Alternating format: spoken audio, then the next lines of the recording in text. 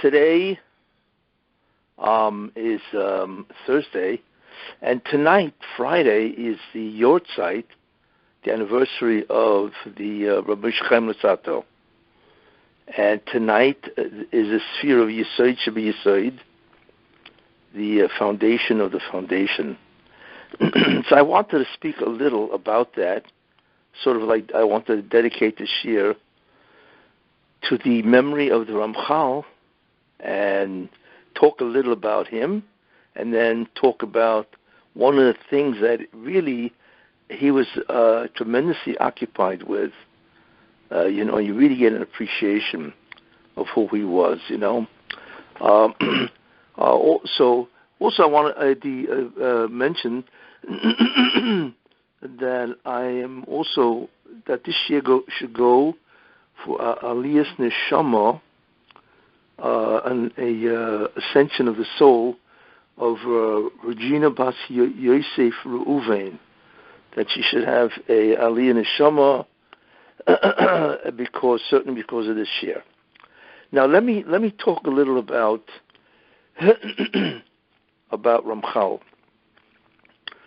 The Ramchal was born in 1707, and he passed away 1747. That's basically, and he lived in different places. He was born in Padua, Italy, and then eventually he moved to Amsterdam, and then eventually he moved to Akko in Eretz Israel. And he had a tremendous amount of problems in his life because he was very unusual. He was a child prodigy. He knew the Kisvi Ari, the writings of the Ari, when he was 14. He was a clearly tremendous child prodigy. You can see that now. He wrote Sforim when he was 16. And it's hard to believe when you take a look at the Sforim that he wrote. He wrote the Sefer Das Tunis, which is probably one of the greatest Hashkafa, Machshava Sforim on Judaism, when he was only 28 years old. I mean, people at 28 years old, they don't even know what they're doing with themselves. And he already produced one of the greatest Sforim on Jewish philosophy, on Hashkafa. He was also highly unusual because he was called a Chocham HaKoilel. Means he wasn't just an expert in one area. He had a tremendous range of topics that he was expert in. So besides, so let me just mention some of them. He was one of the greatest Kabbalists of the last 300 years. Not only that, but he was tremendous in method, how to learn, how to think, logic, or even ontology and so on, which is a study, the science of being. So he wrote Sforim on methodology of how to learn and what the best way to proceed. He, of course, is famous for the Mesilas Yesharim, the book, of course, the Righteous and so on. And that's one of the greatest books on Musa ever written. I mean, that has become the standard classic of the Musa movement, where a person wants to grow in what's called Avodah, serving God. So he wrote that. He wrote Sforim in Hashkafa, as I mentioned now, and also, of course, Derech Hashem. He was an incredible Kabbalist. He also wrote plays, very interesting, which is based on Kabbalah, and he wrote poetry. He wrote an entire Tehillim, 150 chapters of Tehillim by himself. He wrote a second Zohar, and it's astounding how somebody could do so much with such depth and only live to be 40 years old.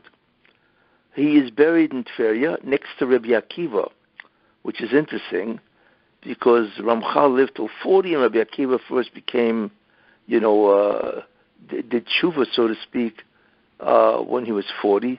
So they say that the Ramchal was a Gilgal of Rabbi Akiva, and he sort of like made up for the first 40 years that Rabbi Akiva was not really, I wouldn't say he wasn't religious, but he certainly wasn't anywhere near the scholar, the Talmud Chochem, the Tana that he was, and so on, So we're talking about a tremendous individual, and he, like I say, he had a hard life because he was pursued.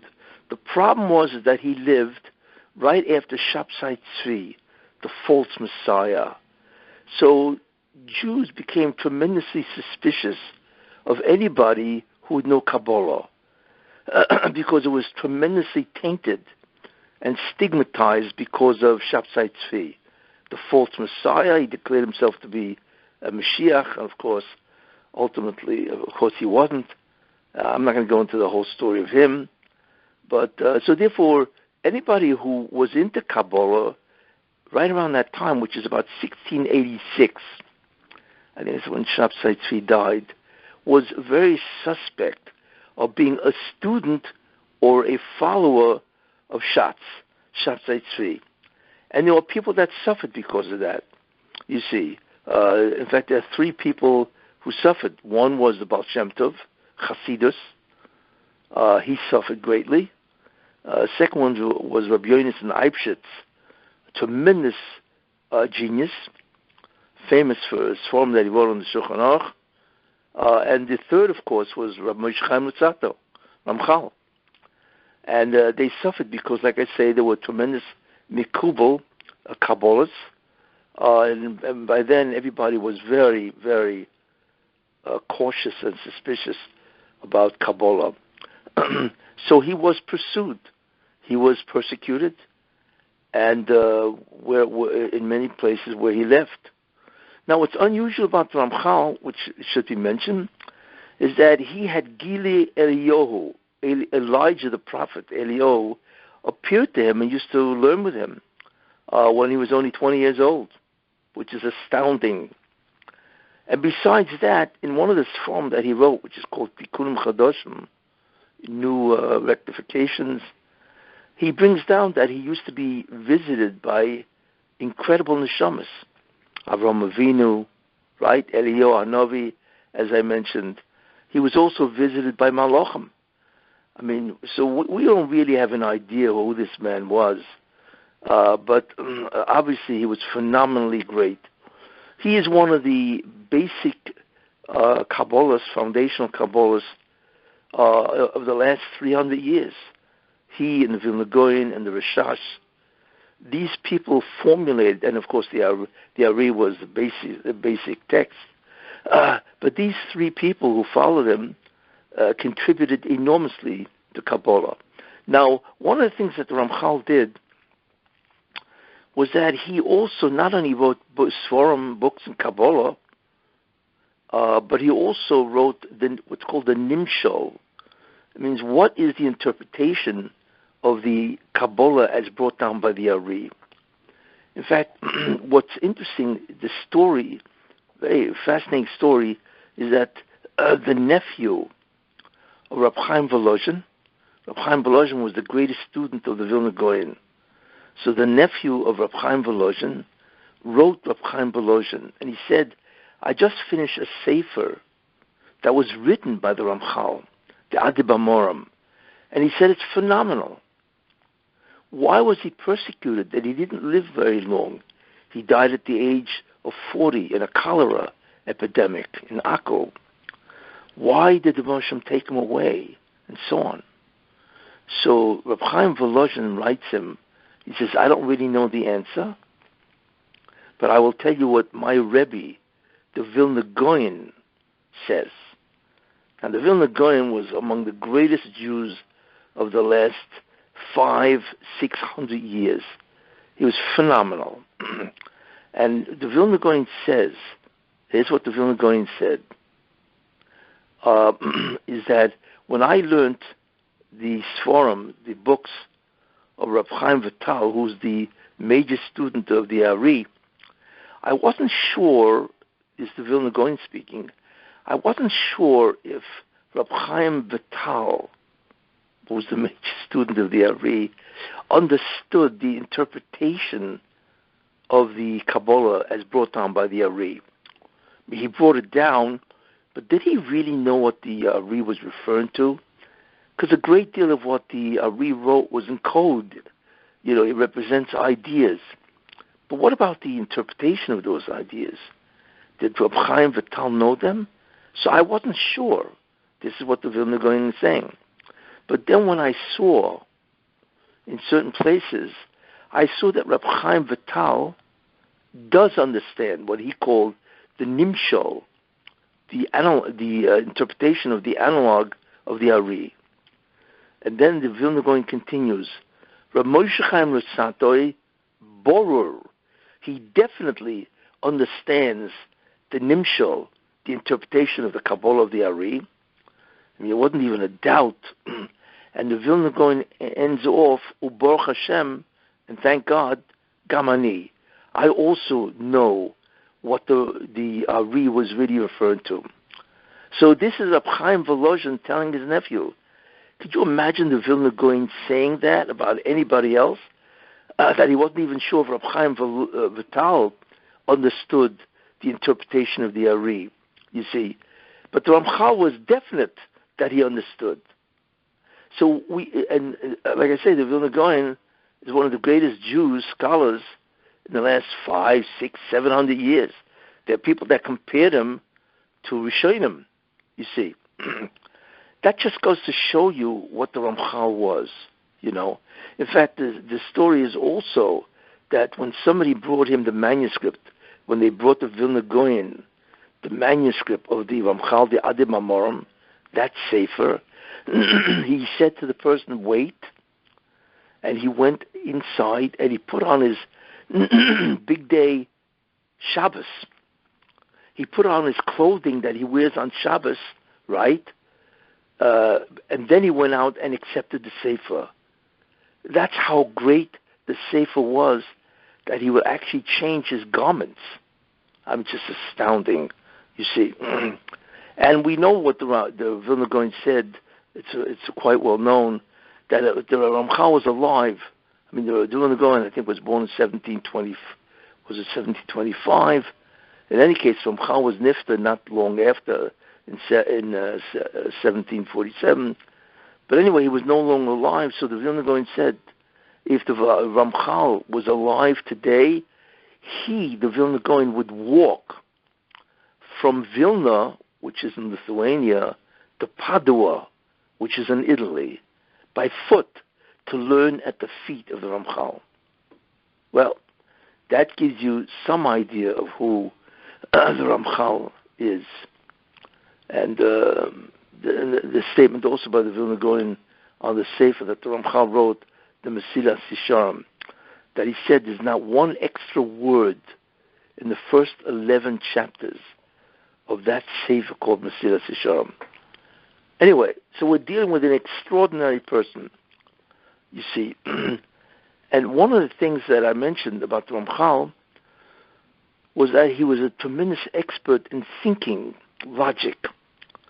And his whole approach was to organize Torah, and that's what he did, you see. In any case, this, therefore, is just a small sample of who Ramchal was. And tonight is his Yahrtzeit, so I'm saying this here now for the cover of the Yahrtzeit and so on, Look, he's a profound, prolific author.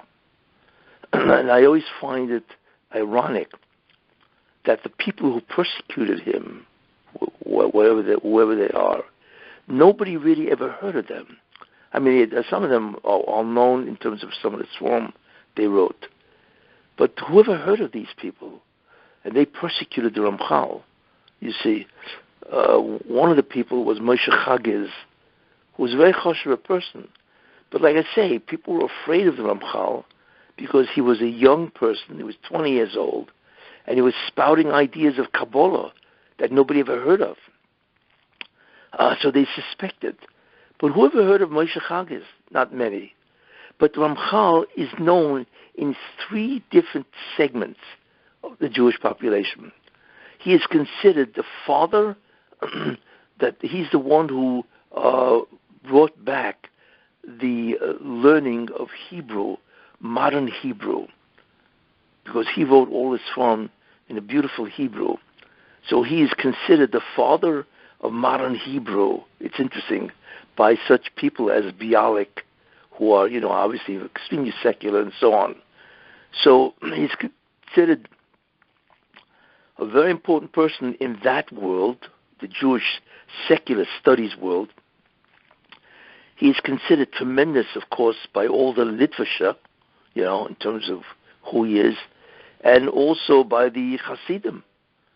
So he is world known, which is interesting, even though, at the time that he lived, he was in many ways persecuted, because they were not sure. Many people believe that maybe he was a follower of Yahrtzeit, which of course is completely false. In fact, he wrote a whole sefer called Kinnis Hashem Tzavokas against Yahrtzeit, showing the mistakes that this man made and how he deceived millions of Jews. Yahrtzeit. Any case, this is some of the biography of the Ramchal to appreciate really what he was. As such, I'm going to continue again, because the shurim that I give are all based on the plan, the ideas, the structure of Rabbi Moshe Chaim Luzzatto. That's really what, in many ways, the basis of all these shurim is Ramchal. So I'm going to therefore continue giving it, the shurim. Now, I had mentioned last time, but it's worthy to repeat just some of the ideas. And we understand something very unique about God's plan. What the Ramchal wanted at Matan Torah, the giving of the Torah, you see, what he wanted is that each Jew should be a personification or a residence of the Shekhinah itself, you see. Now that means the Shekhinah itself, that each Jew really should be a Beis HaMikdash. You see, he should be himself Beis HaMikdash, right? Where the Shekhinah should actually reside in the neshama of each Jew, which is very, very interesting. How do we know this?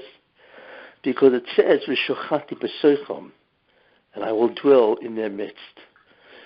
What that tells us is that God, the entry point into creation of the Rebbeinu Shalom's divine presence, is really the neshama of the Jew. That is the entry point of the Shekhinah in creation itself. Now that's originally what God's plan was. However, ultimately what happened is that because the Jews sinned at the golden calf, what therefore happened is the Ramchal said, even though I enter their neshama, and that is the portal of entry into the creation, is the neshama of a Jew, but because of the fact that they introduced, as I mentioned, the Zoyama back into creation, if they want to experience me, they cannot experience me internally. They have to experience me by going external to a Beis HaMikdash, a building, outside, and then they can experience me. So it shows you that initially every Jew was supposed to be a Beis HaMikdash. And that's a very important idea, you see. Because like I said, because it says, "V'shachanti b'soicham," and I will dwell in their midst, which means that the entry point, like I said, of God into the Bria, his divine presence, his Shekhinah, right, is the neshama of a Jew. But it was spoiled, again, because of the sin of the golden calf. So that's the first dramatic change in our relationship to God. You see. Now, the second idea is that the Rebbeinu Shem wanted to give the Torah not through Moshe. And the proof of that is that he gave the first two mitzvahs. I am the Lord your God that took you out of Egypt, and you shall have no other gods before me. Those two mitzvahs, which are the first two commandments of the Aseret HaDibros, was given to the Jews directly, not through Moshe. And that's why the gematria of Torah is 611, because two of them were given directly to the Jews and not through Moshe. So the question, what does that mean? Well, it means several things, and which is very important. The first thing it means that in order for the Jews to receive the Torah not through Moshe Rabbeinu, but directly to themselves, could you imagine? Each Jew received the Torah directly from God, the first two mitzvahs, directly from God. That means something astounding. In order to receive the Torah from God himself, you have to have the level of prophecy equal to Moshe Rabbeinu, because only that level of prophecy can serve as a conduit for the Shekhinah to give the Torah to that person. You see, that's why Moshe Rabbeinu was the greatest Navi. He was the greatest prophet, because he received the Torah. And only the highest level of prophecy, Nevuah, can have that clarity where Torah can be given through him. So it comes out that every Jew is equal to Moshe Rabbeinu for the first two mitzvahs, because they received the Torah from God directly, right? Therefore, they had to have that type of nevuah in order to do this. Could you imagine that every Jew experienced the prophecy level, prophetic level of Moshe Rabbeinu? It's astounding. Yet that's what happened. Why?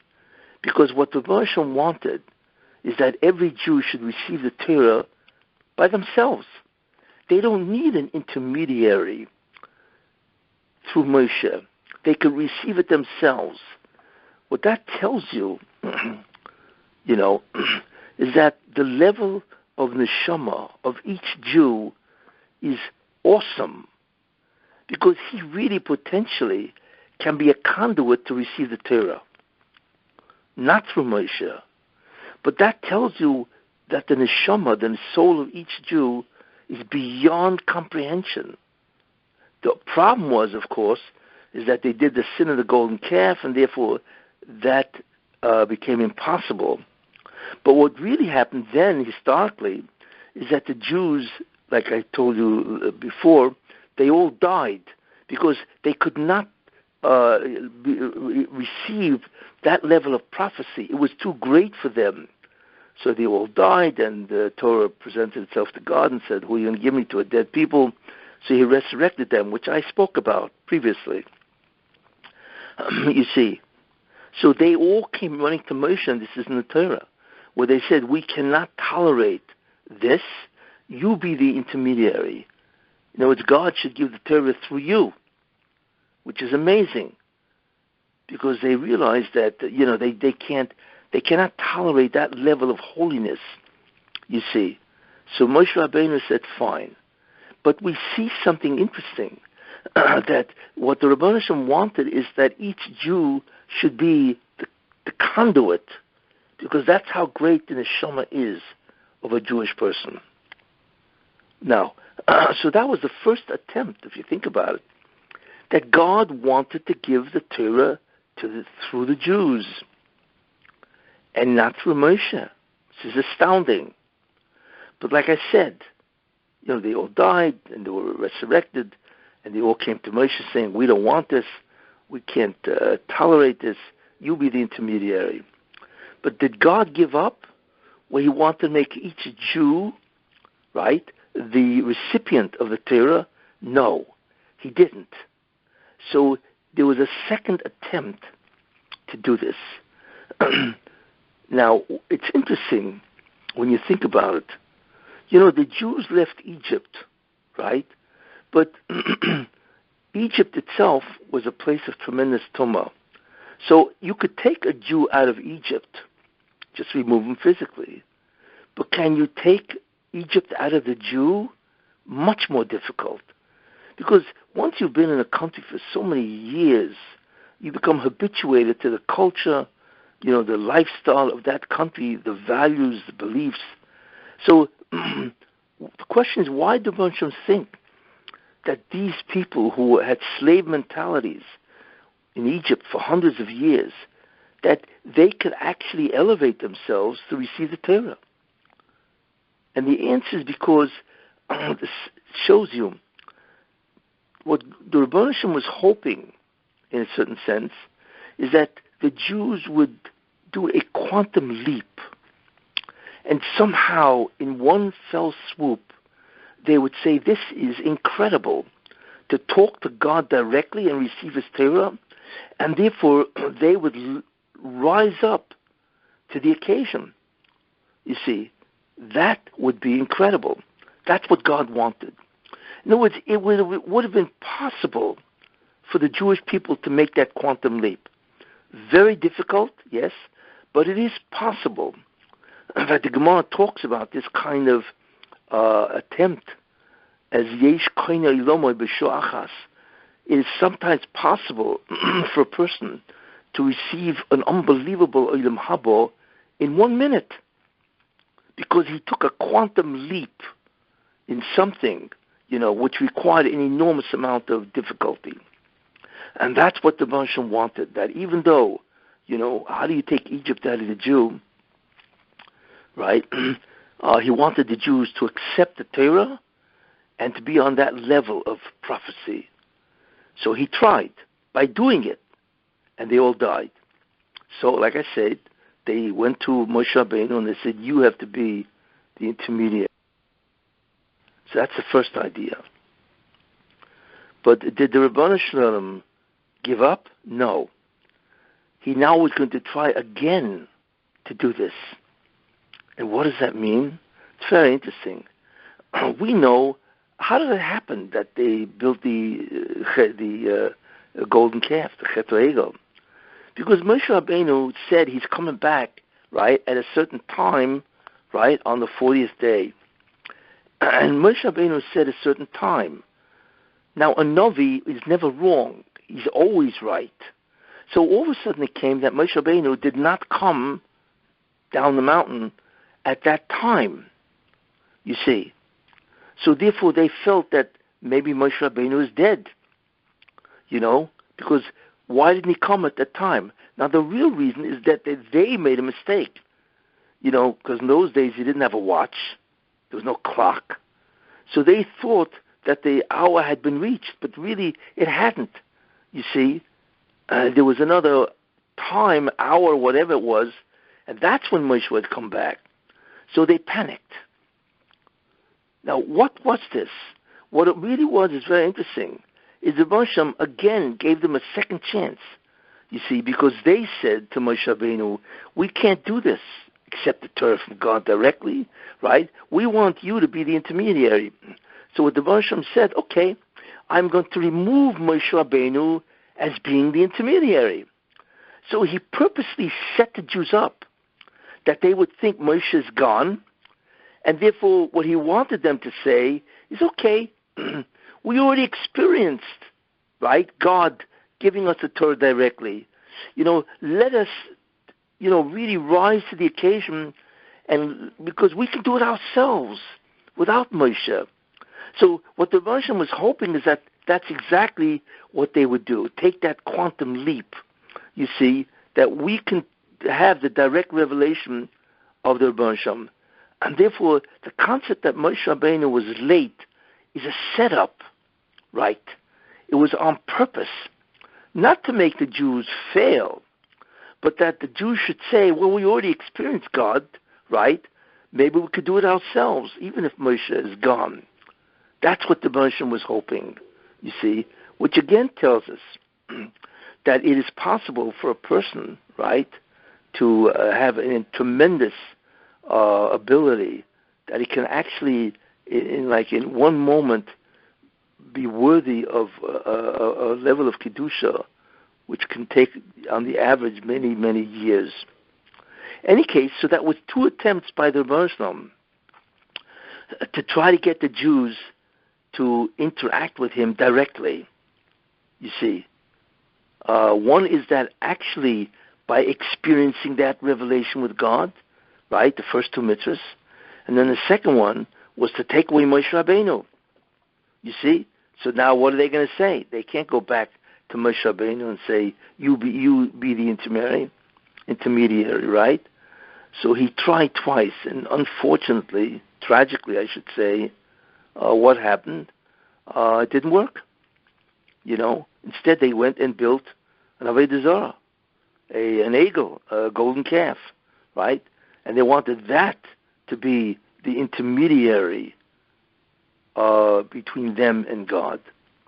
In any case, so this concept of what really happened by the Chet HaEgel, it's a very unique time. Shows you what the Hashem really wanted. You see, that the Jews are holy enough, really, their neshama is great enough, right, that they can take over for Moshe Rabbeinu. Just shows you what a neshama really is. Tragically, of course, it didn't happen. You see, so therefore the Hashem gave the Torah through Moshe Rabbeinu, because they chose, of course, to be left out of it. So this is really, in many ways, a very important idea. What the real story of the Chet HaEgel, what it really was, and indicates the true potential of the soul, the neshama of a Jew, you see. Now, what happened as a result of that? Well, as a result of all of this, the Torah, as described, went into the Klipah. What does that mean? That means that the Torah itself is now surrounded by the Zoyamah. It doesn't penetrate the Torah, you see, but the Zoyamah serves now as a wall, as a barrier around the Torah that brings about certain consequences, you see. So the task of the Jew, therefore, is to take the Torah out of the Zoyamah. Yeah, that is really what he's supposed to do, is take it out. Now, we know what the Torah would have been if it never had been surrounded by the Zoyamah, right? The Luchas Rishonis, the first tablets. That was the Or Rishon, the Messianic light, right? And that's what would have happened. What would they have experienced if they had the Luchas Rishonis, the first tablets? First of all, the Torah would enter their mind with total clarity, no problem. It's clear. Not only that, but all the inferences, the implications of the Torah would be readily, immediately available, you see, by the Jewish person. So that's a second concept of what the Luchas Rishonis would have provided. This is what the Or Rishon is. That's what's going to happen in the Messianic era. The third idea is the speed. It would have entered the Jewish mind with tremendous speed, you see. And it would be super organized, which means that everything would have been, instead of being in a confusion where it's disorganized, right, out of sequence and so on, it would be super organized, right, and that is the Luchas Rishonis, you see. Now, where do we see that? Because there's a posuk in Mishpatim. It says, Ve'ela Mishpatim, and these are the laws, Asher Tosim Lifnehem, they will place before them. Now, Rashi points out that verse, that posuk, and these are the laws that you will place before them. What do you mean? You don't place laws before anybody. You teach them. It should have said, and these are the laws that you will teach them. Instead it says, and these are the laws that you will place before them. It sounds like some kind of an object. So Rashi brings down and says a very, very important idea. What he says is the following, is that God appeared, to when he was teaching Moshe Rabbeinu, he said to Moshe Rabbeinu, right, when you teach them, the Jews, the Torah that I'm giving you, don't just teach them the law, right? But you must also tell them, taimim, the reason for the law, which is called the principle. You see, it's not only the law itself, which is the situation, and the din, the law. You need to tell them the reasoning behind it. Why is this law true? Or why is this conduct applicable to this situation? So that's the first thing the Ramchal said. The second thing he said is just don't give them halachas, but you need to organize it for them, a structure, you see. And that is what's meant, that you will place before them like a shulchan aruch, like a prepared table. Imagine you sit down at some type of an event, the table is prepared, right? It's not just the items on the table, but it's also each item, right, has its place exactly where it has to be on that table. So the Rebbeinu Shem tells Moshe Rabbeinu, so not only you teach them the laws, but it has to have the principles, the reason for each law, and all of this has to be organized in a tremendous form, like a prepared table. That is the Or Rishon, you see. So therefore, what we understand from that is if a Zoyama surrounds that, then it changes. The ability of somebody to access the law is very different, you see. Then you may have a law which does not have a reason, or it's not brought down clearly. And not only that, but the laws are being presented in a very disorganized way, which would have been very different, right, from what Moshe Rabbeinu was asked, you see. So therefore, that's the Klipah, that's the shell that surrounds the kernel, you see. That's the shell of a fruit or a nut and so on, you see. So the Zoyama surrounds the Torah, and therefore, in many ways, confuses everybody, because it's not clear. It takes a tremendous amount of effort to gain a clarity, right? And it's not organized, you see. So this is what the form, the shape, the form of the Torah is in now. The Torah, in many ways, is surrounded by the Zoyama. It's not woven into the Torah, of course not, but it surrounds it and serves as a barrier. In fact, the Ari says, when you learn the Torah and you have a kasha, a question, the reason why you have that question is because of the Zoyama that surrounds that halacha. In other words, a question, a difficulty that you have is the actual manifestation of the Zoyama around the Torah. That's what the Ari says, which is, when you think about that, that's astounding, you see. But then the question is, what's the task of the Jew? The task of the Jew really is to take the Torah out of the Zoyama, and then automatically everything will become clear, you see. Where do we see that? What does that mean? It means that Yegiya means tremendous effort, breaks the Klipah. That's it. For the Jew, his Yegiya, his effort, his tremendous, application of himself, when he applies himself greatly and thinks, that actually breaks the shell that surrounds the Torah. You see, that's referred to by Chazal in different ways. It says, Yogato Motzosa. If you Yogea, if you put in tremendous effort, right, then you will find it. It means then you will understand Torah. Again, because you broke what's called the shell, the Klipah, or the Zoyama. Or the famous at the end of when you finish in Masechta, it says, they, Hema Melem, Vanachna Melem, they labor and we labor, but they labor and they do not receive reward. We do. Why? Because the labor is what breaks the Klipah. The labor is what breaks that which surrounds the Torah. You see? So they don't receive reward for that. Their major idea is to understand the concept. Our idea is to labor and break the Zoyama, and automatically the concept of the Torah that we're trying to figure out is released and immediately enters our mind. That's a very interesting concept of what happens when you learn Torah. When you apply yourself and expend a lot of effort, automatically that will break the shell, and therefore that concept that you're trying to understand breaks into your mind with tremendous clarity. It's interesting. If somebody's yogeya, if somebody applies tremendous amount of labor and effort, let's say in New York, and therefore he breaks the Klipah of that area of Torah, then somebody in Los Angeles would immediately understand it because that shell is broken by that guy in New York. Yeah.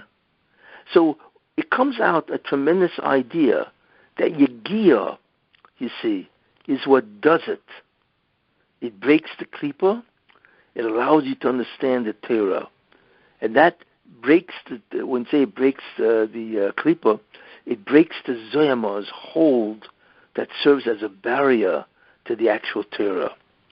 It's a very different way of understanding what the essential task of the Jew is in terms of his learning Torah. And by the way, this also answers something which is interesting. It says, there's a Gemara in Sanhedrin that says, it says in Eicha, B'mechashchim hoshivani, you have placed me in darkness. So the Gemara says something which is remarkable. It says, Zu Talmud Bavli. This is the Babylonian Talmud. It's incredible. Because if you notice the way we have the Torah, which is the Mishnayos and the Gemara, right? So of course these are tremendous Svarim of the Torah. It's Torah Sheba'al Peh, whatever. But in many ways, it's not in many ways written in a way that we can use as a textbook. I mean, we have no choice to use them because we use them. But in many ways, if you look at them, they're not written like a textbook, you see, which would mean that they are sequential. They're written in a perfect sequence. And also there's a tremendous amount of missing, in the exposure of what they say. For instance, if you learn a Mishnah, right, most times, does not give you the background information.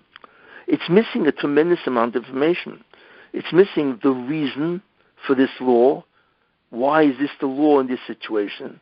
It's missing, right, in other words, the principle. Then it's missing even what's the authorities. I mean, Torah midrabanan. Is it rabbinical or biblical? In other words, the Mishnah itself, even though that's what it's for, or that's what it was written for, is not really a textbook. And that is why it's so difficult to learn Mishnayos as a textbook to understand the oral law. Why is that? Because that's the Klipah. That is the Zoyama that surrounds everything written. You see, I mean, there's a great deal to say about that, but that's basically what happened because of the Chet HaEgel. In fact, something very interesting, think about that, there's what's called Daf Yomi, which of course we all know that there's a tremendous movement to learn one block a day, you see. But the question is, why wasn't there a Daf Yomi 300 years ago? Why now? Why now was it proposed by Rav Meir Shapiro, I think in 1923? And the idea to that is very fascinating because as we approach, right, as we get closer and closer to the end, which is the Messianic era, there's greater and greater darkness, which I have mentioned many times. Even Ramchal talks about that. There's greater and greater darkness, which means that less and less people learn the Torah, you see. So if less people learn the Torah, then less people know the Torah. And they certainly are not applying labor and effort. So there's no Yegiya, there's no effort and so on and labor. So therefore, what is going to break the Klipah?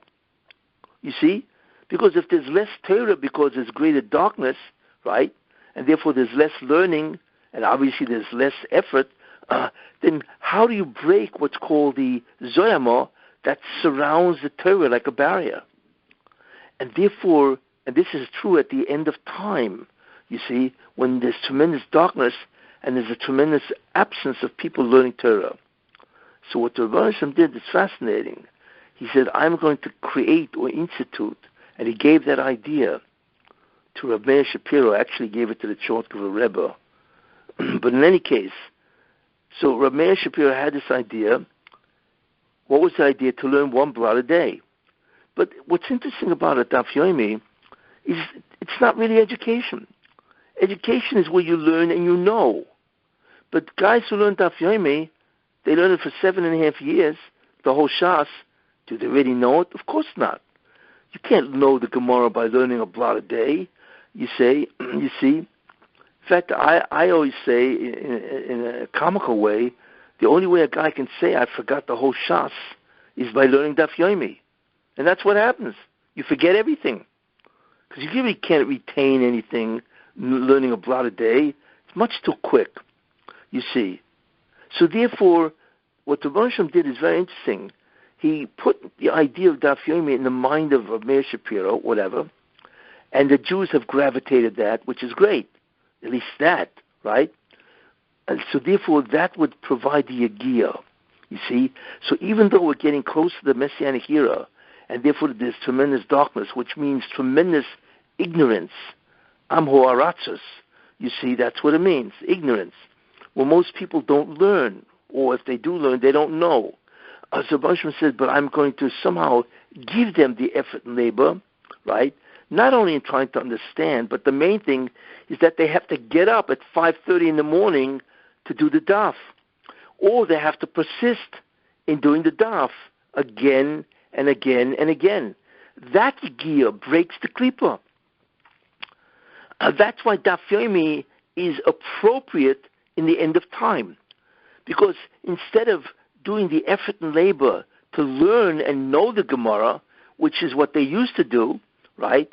In the end of time, when there's very little Torah learned, so the effort and labor is not so much knowing it, right? It's self-sacrifice. It's Mesiras Nefesh. That's what does it. So that counts. If you are self-sacrifice to learn the Torah, Gemara, Mishnayos, or whatever, Shulchan Aruch, and so on, right? Even if you don't really understand it because you're going too fast, or whatever, the fact that you have to Mesiras Nefesh, you have to self-sacrifice in order to understand it, you see, that itself, the fact that you have to be there and learn a blot a day or whatever, that yagiyah, that labor and effort will break the Klipah. You see? That is why Daf Yomi is completely appropriate only for the end of time. Because if it's not the end of time and it doesn't have to be such darkness, then the mere learning itself and understanding will break the Klipah. It's interesting. So we see actually why there is such a thing as Daf Yomi and why it has been successful. So this basically is what is happening. You see, our job is to take the Torah out of the Zoyama that surrounds it because of the sin of the golden calf. And that determined why the Torah, not the Torah, but the Gemara and the Mishnayos, is written in such a way which is very confusing. And that's the Gemara said, B'mechashchem hashivani, you have placed me in darkness. And this is why, you see, because our job is to break the Zoyama, its hold on the Torah itself, in order to take it out. Is the Torah coming out of the Klipah? And the answer is yes. How do we see that? Well, take a look. There's a certain phenomenon that has been happening, and I'm going to say something which I don't think they understand this. They certainly don't know this. But if you take a look, there's a tremendous amount of svar which are printed because of the advent, not just of printing, but the advent of computers. Everybody can now write a sefer on his own and actually print it out.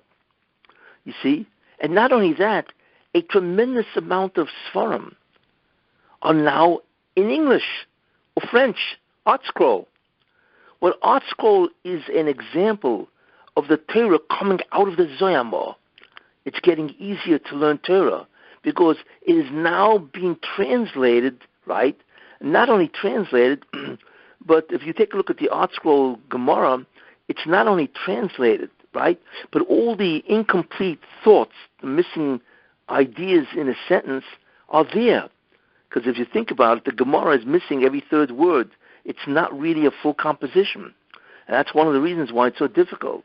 But that's ending because what Art Scroll did is they inserted, right, every missing thought, and they made it a full composition, you see. And not only that, but they have the background information, they have notes.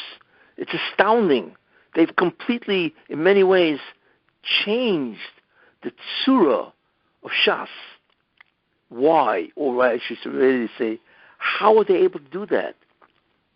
The answer is because of all the dedication of all the years of Jews learning and also labor to learn, Daf Yomi, they have risen the Torah out of the Zoyama, correct?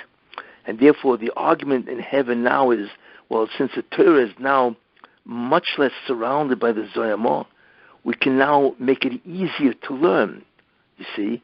Because if you remember, I said the Ari, when you have a kasha, a difficulty, that is the Zoyama attaching itself to your mind, and you find it very difficult to understand.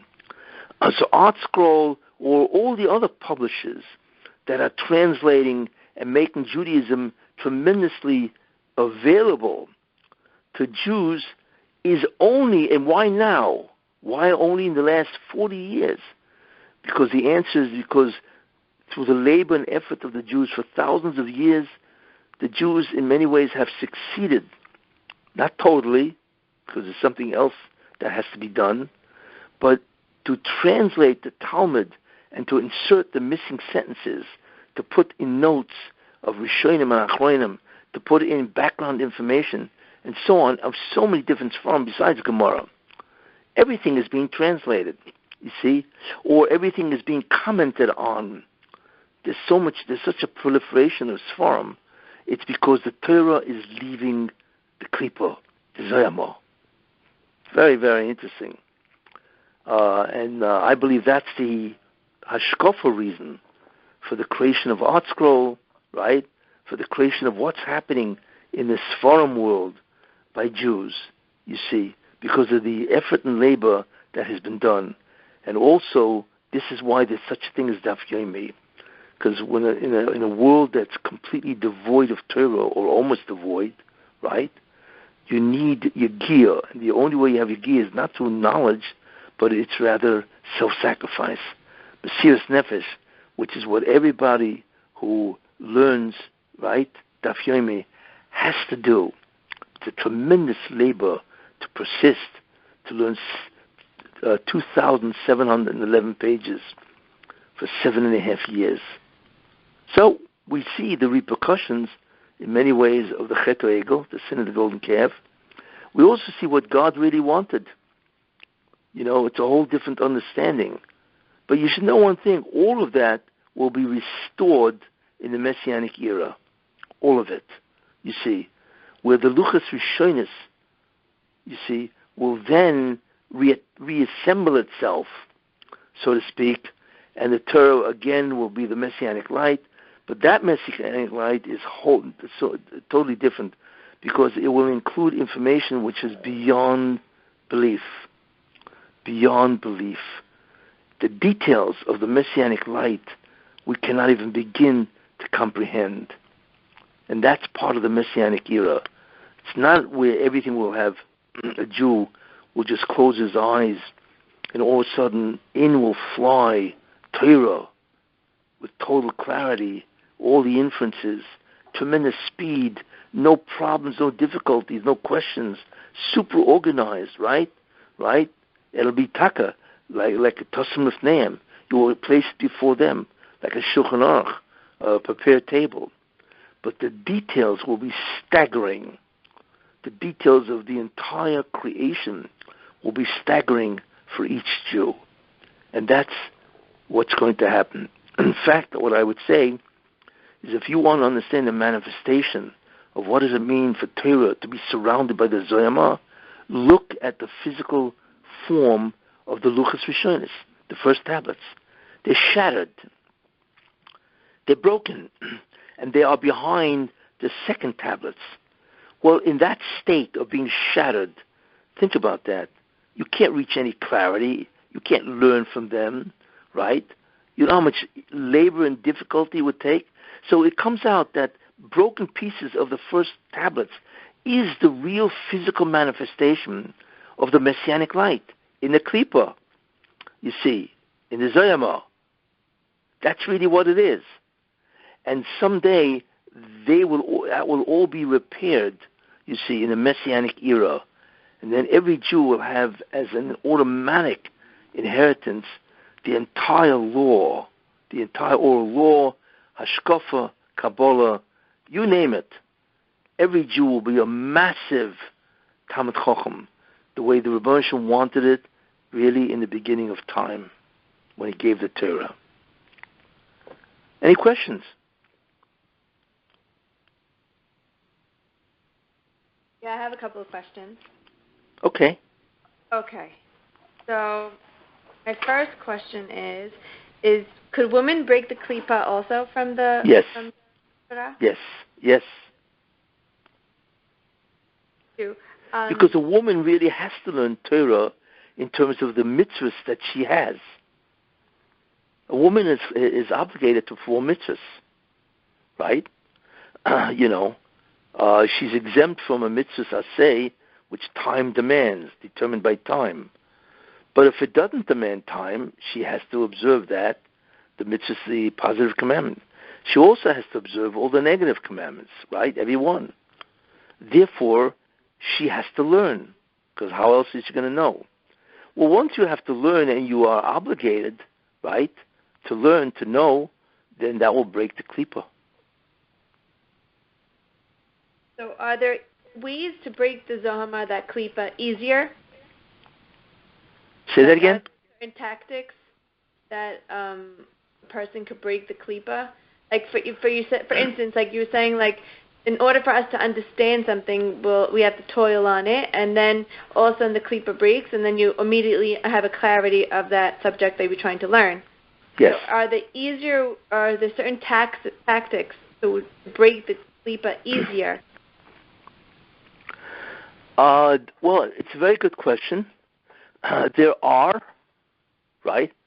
And one of them, you see, the greater attempt that you want to achieve in terms of clarity and organization, that's the greatest way to break the Klipah. You see, because the Torah in the form, it's called Tiferes, beauty. The Torah really is supposed to be in the form of beauty. It's like you look at a magnificent painting where everything is there. It's not confusion or a cholent. Everything is in its exact place, and it's clear, and it's super organized, right? It's the same idea. Torah really has to be super organized. That's its real form. That's called Tiferes, beauty. The Torah, that beauty has been taken away, you see. And that's because of the sins of the Jews and the Zoyama, you see. In fact, there's a pasuk in Tachnun, Ad Mosai Uscha Bashri. How long will your might be in captivity? Visif Altcha, and your beauty, right? Beyond the tzor, whatever, right? In the hands of the enemy. So might, which is really in many ways Hatzlacha, and beauty of knowledge, this has been given over to the Goyim, you see. And that is why they are proliferating. It's a whole topic in terms of science and Chochmah and so on. They have the Tiferes. We have the foundation of the Torah, but it's not in the form of Tiferes, beauty. It's tremendous confusion because it is surrounded by a Klipah. It's not a Shulchan Aruch, where God said to Moshe, you got to teach them in a structured way. So the lack of structure, the lack of connecting the dots, is one of the greatest impediments in learning Torah. That's why so many people don't understand what's going on. You see, there's so much missing. The dots are not connected, and there are many other problems besides that. The material has no background information, and therefore a person says, I don't know what's going on. Of course not, because you have no foundation. I mean, there's a great deal to comment on this, which maybe I'll try to do next week, which is before Matan Torah. What is the way of Tiferes? What would the Torah look like if there was Tiferes, which is beauty, you see? And the Ramchal speaks a lot about that, especially the Hagdama, the introduction to Derech Hashem. He actually speaks a lot about that. It's very important to know. So if you learn in that way, that Yegiya will really break the Klipah, because it's not just learning the details, but it is learning the details insofar as they relate to each other in a structure, in a framework. You see, you're looking at it as a totality of building. You see, so in that sense, that's one of the ways of breaking the Klipah, because you are replicating the Torah in the form of beauty. So just the desire to have the clarity breaks it. Yes, because God considers the machshava of a Jew, the thought, the desire, the will of a Jew, and He will reward you for that. Right. Got it. So do you think that's why, I'm just going off topic, but your Mishnah map, why it hasn't been really being able to develop fully yet, because it's still in the Klipah? The answer is yes. Very short answer. Yes. Because the thing that I want to do, which really needs a great explanation, the map, the greatest way to understand, could you imagine if you look at a map, of, let's say, New Jersey, you would see everything in New Jersey. But the beauty of it is you understand every geographical point, the distance, and the orientation, north, west, south, or east. What happens if instead of geographical points, you had what's called halachas? Could you imagine looking at a map of the totality of an entire Masechta, each one in its exact place of how it relates to everything else? That would revolutionize your understanding, and it would revolutionize chinuch, because that is the way to understand. You could teach an entire Masechta in 1 week, because you will be looking at a map that has all the ideas. And the way to do it is not through the Gemara, because the Gemara is concerned with solving problems. That's a sugya. You could do it with the Mishnayos, you see. So theoretically, it is possible, I'm not going to explain now, it is possible to teach 4,192 Mishnayos with not only the ideas of the Mishnah, that's how many Mishnayos there are, but all the missing information. You could put it all into a map, and you could teach that entire Masechta in 1 week. And it would lend itself unbelievably to retention, because the mind loves organized information, you see. And yes, that would, reinstate Torah in its form of Tiferes. So the only thing missing then will be the incredible amount of details missing in terms of Kabbalah and so on, how it all connects to Hashkafa and Halacha. But at least it would have what's concept called Shulchan Aruch. It would be like an organized, prepared table, which is nothing more than a word for structure or framework. It's really what it is. So to place all the Mishnaic ideas in the form of a map would revolutionize Jewish education. And if it was done right, you could learn the entire Shisha Sidrei Mishnah, all 4,192 Mishnayos, in 1 year, which would be astounding. But that's the beauty of a structure. But the answer to your question is yes. That's the second thing that has to be done. the first problem, the difficulty of Torah, is the language. Most people are not familiar with the language of the Torah, which is a very big mistake, and there's a great deal to talk about that. They don't know Hebrew, and they don't know Aramaic. It's interesting that the Rishonim, like Rashi, the Rabbi, and so on, they focused a great deal on Digduk, grammar, because it wasn't just grammar, it was linguistics. It was Hebrew, language, and there are different types of Hebrew. There's biblical, Mishnaic, medieval, and there's modern. They focused on language. And then, of course, once you know Hebrew, Aramaic is not far off, because Aramaic is also a Semitic language. And there's a great deal of similarity between Aramaic and Hebrew. Yeah, and that's one of the major problems. Most guys are not familiar with Hebrew to the extent that they should be, because that's the major language you're dealing with, you see.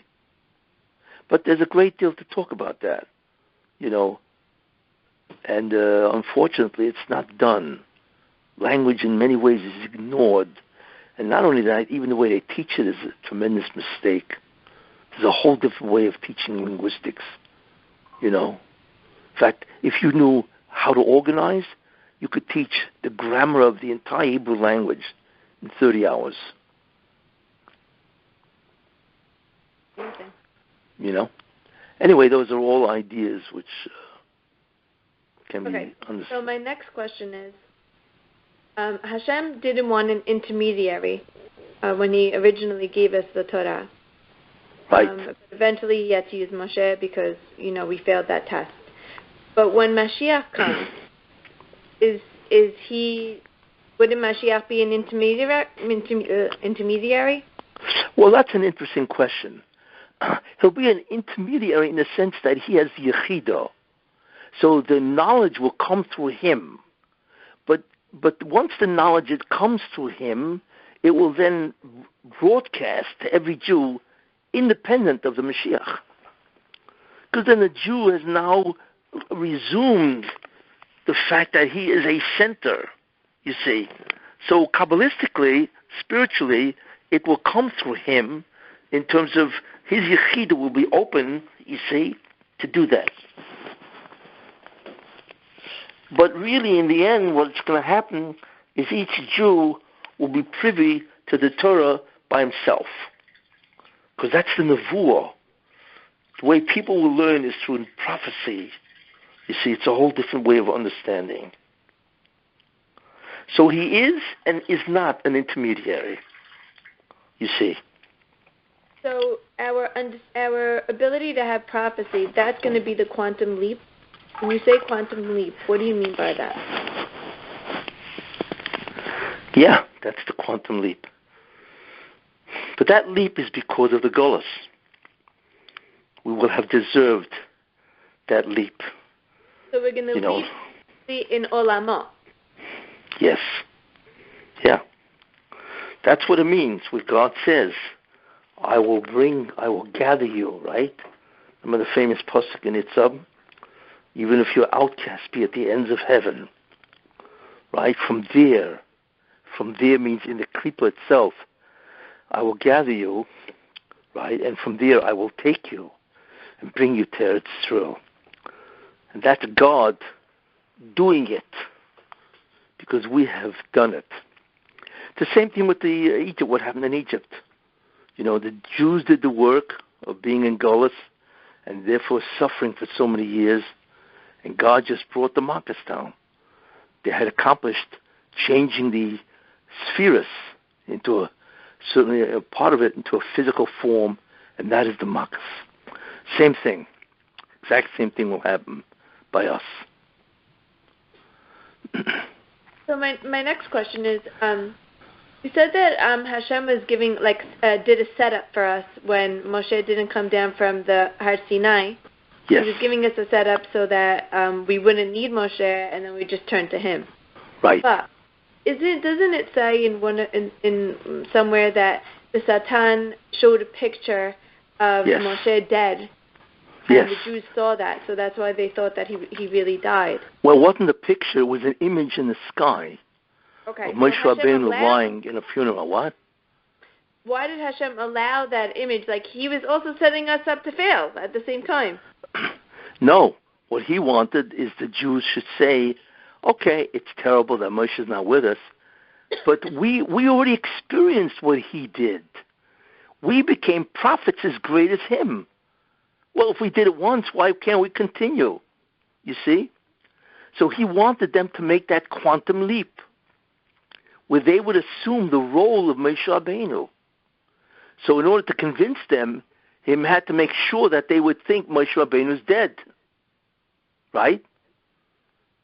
Right. No, it's not that Moshe Rabbeinu is missing or he's late, which itself doesn't make sense. A Novi cannot be late, right? But he wanted to convince them, to provide them an incentive, hopefully, to make that quantum leap. So the Satan had his ideas, because he was hoping that the Jews would not take the quantum leap, right? And they would do the Chet Egel, they would do the golden calf. That's the Satan's plan. But God's plan, it would be more convincing that Moshe Rabbeinu is gone. You see? So what are they going to say? Well, I'm sure there were people probably saying, well, Moshe Rabbeinu is late. But the Russian didn't want people to think that, because then what's going to happen? They're going to wait. And of course he's coming back the next hour. You see? So what was the whole plan for? So he allowed the Satan to do what he wanted to do for his own purposes, right? To provide the final argument that Moshe Rabbeinu is dead. You see? It's what the Satan does is always for his own sake, but the Moshe allows him to be a guinea pig, to be a fool, and to carry out the will of God, and that's what happened. And it was more important that the Jews should think Moshe is gone, so maybe they'll make the quantum leap, and then each Jew will now become a Moshe Rabbeinu. You see? I always say, it's like interesting, the Rambam says, Yochel kol odom liyas k'Moshe. Every Jew can be like Moshe Rabbeinu, right? So you have to understand what that means, and so on, without getting into that. But this is literal. Every Jew has in his capacity, through his neshama, can be as great as Moshe. And that's exactly what the Rebbe wanted 3,300 years ago. You see? So what you're saying is correct, but I'm trying to provide the underlying rationale. So going back to Ramchal, you weren't clear on why did he die so early. You gave us the whole story about, what the Vilna Gaon said about Rav Chaim Vital, but what was the ending? Why did Ramchal die so early? Oh, yeah, because Rav Chaim Volozhin never really answered that. But the Mizritcha Magid did say that the Mizritcha Magid is the one who took over for the Baal Shem Tov. I mean, after Baal Shem, he was the main man in the whole world of Hasidus. And he said that the reason why the Ramchal died young is because the world was not zoicha.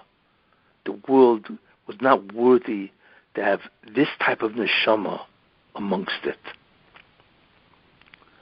Because you remember, he was persecuted. He was put in cherem. They literally persecuted.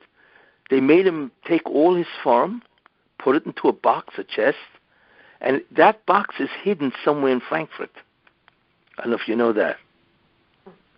Ramchal had a lot of ksovim, writings. One of them, he wrote a 1,000-page commentary on Koheles. And he wrote a Zoya Tinyona, a second Zoya. And they're all hidden in that box. And that box is buried somewhere in Frankfurt. Imagine that, huh? Is anyone looking for it? Somebody told me, which is interesting, a long time ago, that he hired a psychic guy to try to find it. But the guy wasn't successful. Obvious. So but it's somewhere in Frankfurt, Germany. What? That's also the Klipah? Correct. Yeah. Everything has a reason. Everything, even this. So the Roshim said, what? What makes our generation zoche for the Mashiach? Because, he was the Mashiach of his time, so obviously the Mashiach of our time is going to have as much knowledge as him eventually as he grows. So what makes us zoche? Our generations is horrible also. Well, if you remember, you asked that question a while back, the last year one, and I answered because we have to finish up what everybody's been doing for 1,000 years. So it's easier because of that.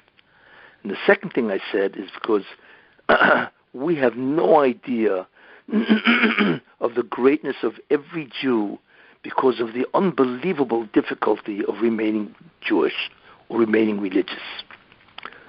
We have no idea. And I think I mentioned the Rizhner Rebbe said, Rabbi Rizhner, that the reward of each Jew in the time of the end will be greater than the reward of the Akedah by Avraham Avinu. That is how difficult it is to remain Jewish, in the sense to remain observant, to remain doing mitzvahs. And you know that. You just walk outside your house, and what does it take to begin seeing things you shouldn't see, thinking about things you shouldn't think about, fashions, you name it. You see? We don't realize how much we've been affected. So therefore, the reward that a person gets for being observant and believing in God, emunah, is beyond belief. We don't know what that is. So therefore, we are not as bad as we think. We are placed in a very difficult situation, but that's what makes us much greater. Look, they didn't have these nisyonos 2,000 years ago. We do. And especially now it's much worse. We live in a country, the whole country has become depraved.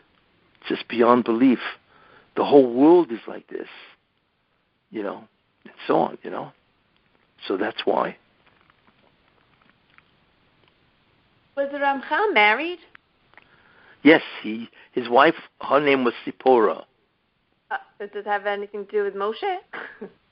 I don't know, but he married, what was his father's name? I'm trying to remember his father's name. His father-in-law. He was married, and he actually had I think he had a son. But there was a cholera epidemic that hit Akko, and he died in that cholera epidemic. So who was Ramchal Gilgulav? Like, what's the order of the Gilgulim that led up to Ramchal? Well, the Ramchal was a shirish of Mashiach ben Yosef. That's how he was able to do what he can do, which, it's phenomenal writings and so on. He was a Gilgul. Rabbi Akiva is a shirish of Mashiach ben Yosef. And the Ramchal, no question, is part of that shirish. He's part of the spark of Rabbi Akiva, his neshama. That's why he's buried next to Rabbi Akiva. But you had, over the years, the Ari is also a shirish Mashiach ben Yosef and so on. And if the Jewish people would have been worthy, they could have been Mashiach. But obviously they weren't. On the contrary, they persecuted Ramchal. Tremendous mistake that they made. And history vindicated Ramchal. I mean, he's known all over the world as one of the greatest thinkers in the last 300 years. Everybody knows Ramchal, Lutzato, of course. But it just shows you what the tremendous mistake that they made. Because the Satan doesn't want it. He doesn't want people doing this. So he was able to, through his prosecutions, his ketrugim, to get the world to reject Ramchal. You see, this is the problem. The Satan has justice. He can argue that this is not just, and therefore he can get people to reject, what could have brought the Geula. It's just incredible, the power that he has because of the sins of the Jewish people. Other than that, he's nobody. But he's able to dig into the Chatoim, and he's able to stop so many things. I mean, in many ways, there are so many things that are wrong today in terms of what's happening in the Jewish society. I mean, there's a whole litany of problems that Jews have. today, and it's all satanic. You know, he's trying to get Jews to leave Judaism. So there are different levels of leaving to get them to be much more modern, and that's also leaving at a certain level. You know, and then they don't daven the same way. Look, it's a whole discussion in itself, but we live in a very difficult... Look, we live in an era that the window is about to shut. But it won't. Like the Ramchal says, Ad v'lo ad bichlal. The windows are going to shut until, but not including the until. Because if that's shut, the window's completely closed, the world would instantly cease to exist. But could you imagine? It's going to be 1 nanometer from the end. That's all that's left. And it is. Today we look at it. We are in the Mem Tesharei Tumah. You know, I just read a statistic which is horrendous. This was done out of England, an institute. They estimate there are 15.1 million Jews in the world today. How many Haredim are there? Haredim means people who are Torah observant, right? Only 2.1. That means 13 million Jews are gone. Do we have any concept of the tragedy of what that means? That 13 million Jews have nothing to do with the Torah? Really?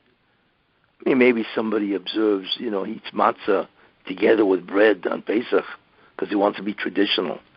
I'm talking about real Haredim, real Torah-observant Jews in whatever capacity we understand that.